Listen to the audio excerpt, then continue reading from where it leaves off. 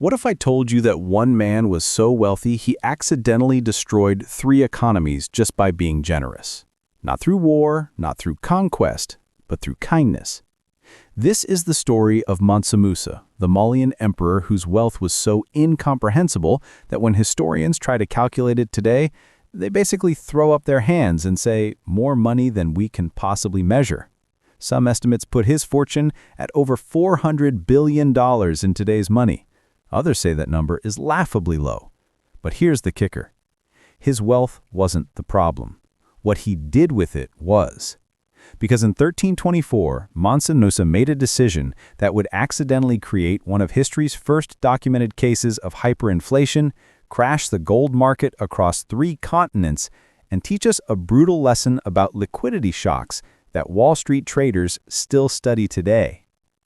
Let's talk about the fatal mistake of the richest man who ever lived. First, we need to understand where this wealth came from. Mansa Musa ruled the Mali Empire from around 1312 to 1337. And when I say empire, I mean one of the largest empires in the world at the time, second only to the Mongols. We're talking about territory stretching from the Atlantic coast to modern-day Niger, encompassing over 400 cities and controlling some 50 million people. But here's what made Mali special. Gold. Lots and lots of gold. Mali controlled the gold mines of Bambouk and Buri to the south and the salt mines to the north. According to historical accounts, Mali had been accumulating gold reserves for generations. Mansa Musa's official title included Lord of the Mines of Wangara, and that wasn't just ceremonial. It meant he literally controlled the tap that poured gold into medieval trade routes. Think about it. While Europe was stumbling through what we now romanticize as the Middle Ages, Mali was sitting on a mountain of the one commodity the entire world valued most.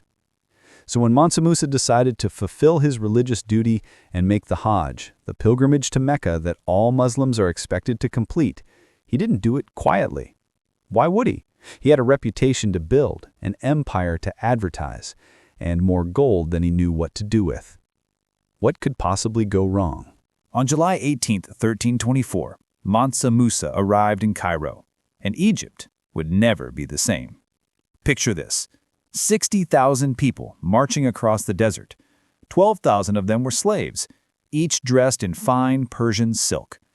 500 servants walked ahead, each carrying a golden staff weighing about 6 pounds. And then came the camels, 80 to 100 of them, each loaded with between 50 to 300 pounds of pure gold dust. Contemporary sources documented that Mansa Musa brought a minimum of 8 to 12 tons of gold on this journey. That's 71,000 pounds of gold, for those keeping score at home. Historian Shihab al-Din al-Umari, who visited Cairo 12 years after Musa's pilgrimage, called it a lavish display of power, wealth, and unprecedented by its size and pageantry. And remember, this guy saw it 12 years after the fact, and people were still talking about it like it happened yesterday. But here's where things get interesting. Mansa Musa wasn't just passing through. He was generous, exceptionally generous. He gave gold to beggars on the street. He overpaid at markets by absurd amounts. He tipped with fistfuls of gold dust. He reportedly built a new mosque every single Friday during his journey. He made formal charitable donations of 20,000 ounces of gold, that's 1,250 pounds, in Cairo alone, with similar donations in Mecca and Medina.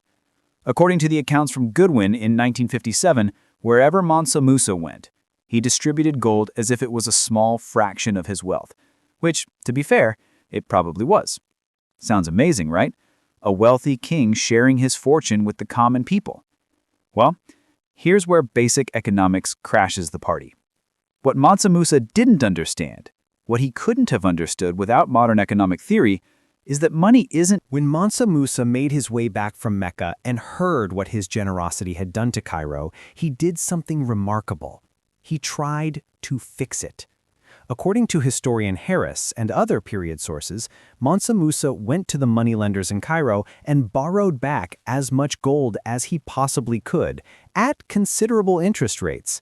The moneylenders, delighted at the opportunity to recoup their losses, charged enormous rates. And it worked. The value of gold recovered, prices stabilized, the Cairo market began to breathe again. Crisis averted, right? Well, not quite, because then Mansa Musa went back to Mali. And once he got home, he paid back all of his debts plus interest in one massive lump sum payment. Can you guess what happened? The gold market crashed again.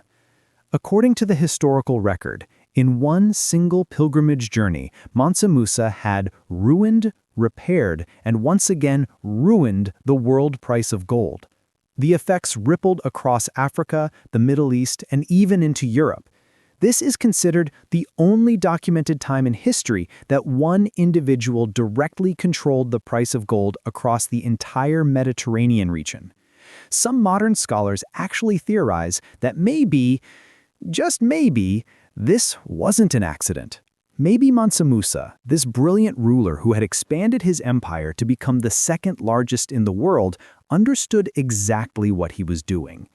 Maybe crashing Egypt's economy, the major trade center of the Mediterranean, was a calculated power move to show that Mali could single-handedly affect the economic stability of its rivals.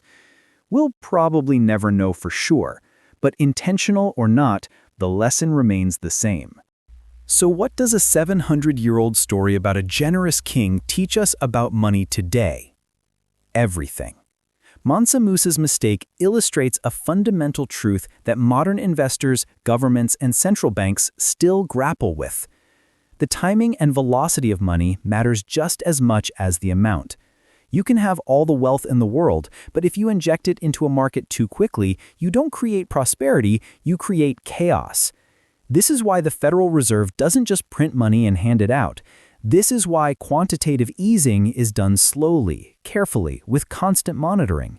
This is why market timing isn't just important for day traders, it's essential for the stability of entire economies. Milton Friedman, the famous economist, said, "Inflation is always and everywhere a monetary phenomenon." What he meant is that expanding the money supply faster than the economy can grow to match it will always result in inflation. Mansa Musa proved this principle 6 centuries before Friedman wrote about it. The irony is beautiful, isn't it? Mansa Musa was trying to be generous. He was fulfilling a religious duty. He probably thought he was helping people, and in the short term he did. The individual beggars who received his gold were undoubtedly thrilled.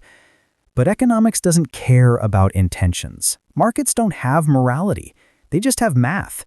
And the math said, too much, too fast, too concentrated equals disaster. Here's the real kicker.